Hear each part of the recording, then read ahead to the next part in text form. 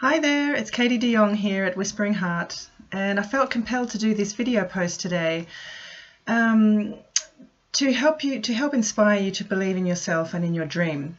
If you've ever felt not enough or less than or not whatever enough to be able to make your dream happen, then I'm here today to tell you exactly why that is not the case.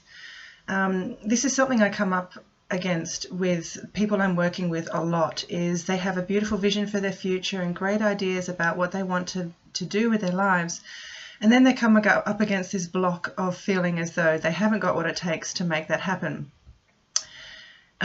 Society shapes us and molds us in a lot of different ways, and it conditions us to believe certain things about ourselves that are not they're not true in most cases. Part of the way in which we get conditioned is by the programming around us that tells us why we can't do this and we can't do that. And a large part of the negative beliefs come in from things like intelligence testing in our society. What is intelligence, and how on earth can we quantify this? I'm here to talk to you today about a book I've just recently read, and it's a fantastic book because it says everything I've always believed, and basically that is that an intelligence test, which is short, an IQ test, stands for intelligence quotient testing, is not an accurate way to predict anybody's potential.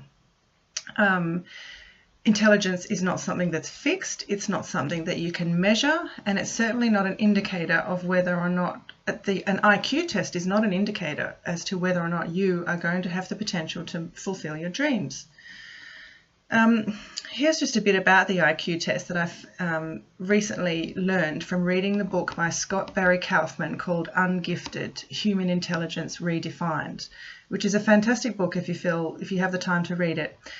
He describes how IQ testing was developed by Alfred Binet in France in 1905. He was given the task of inventing a test to distinguish between slow learners and fast learners in the school environment. The test that he developed seemed to be fairly good at doing that, but Binet himself knew the limitations of the test, and he knew that the test score depended on a lot of different factors and would change depending on the level of anxiety of the child at the time, their level of maturity at the time, the environment they were living in, how motivated they were to doing the test, and how stimulated they'd been by their environment up until that time. So depending on where they were in their journey or life, their IQ test score would change. So you can see it's not a predictor and it's not a fixed thing. The IQ test was modified in 1916 by a guy called Lewis Terman at Stanford University in America. He made some good modifications, but the foundations remained the same. And he himself was surprised at how fervently his modifications were taken on, and his new test became the gold standard worldwide for human intelligence testing, IQ testing.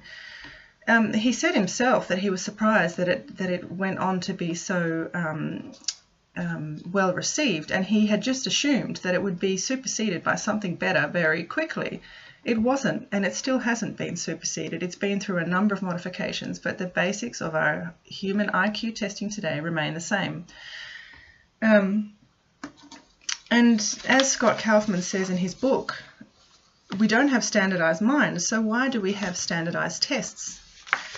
Now, what is intelligence then? This is the point I want to make today. I believe it's in line with what Nicholas Law says in his book, The Pathfinder.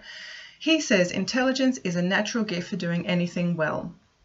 We all have a gift for doing something well, and this is what I call our natural genius. These are the things that we do well without even trying.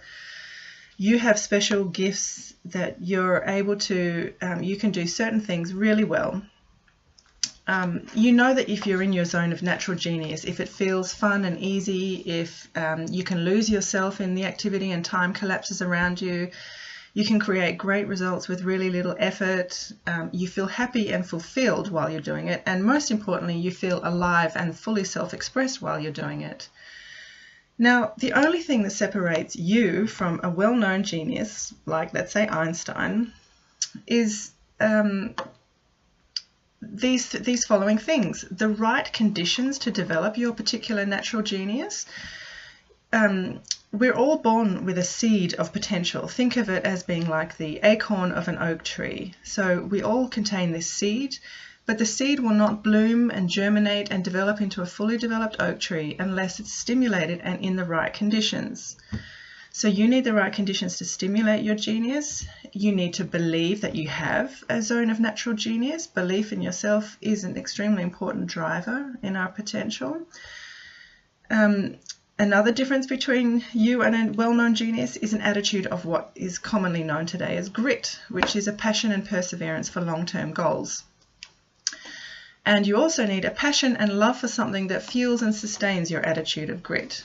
This allows you to develop your talent or your natural genius to its fullest potential if it's fueled by passion and a deep care about something. So potential, in conclusion, is a moving target. It's not fixed. It cannot be measured accurately by IQ or any other test. The more you work on something, the more intelligent you become. Your brain literally grows and new connections are made and strengthened, and this has been proven by neuroscientists and neurologists worldwide. In his book Brain Rules, John Medina describes how what you do and what you learn in life physically changes your brain. It literally rewires it. So as you use grit and perseverance, you are growing and developing your brain and all your talents. So to follow your dream, you need to make it happen through perseverance, grit, and what I find most important, passion.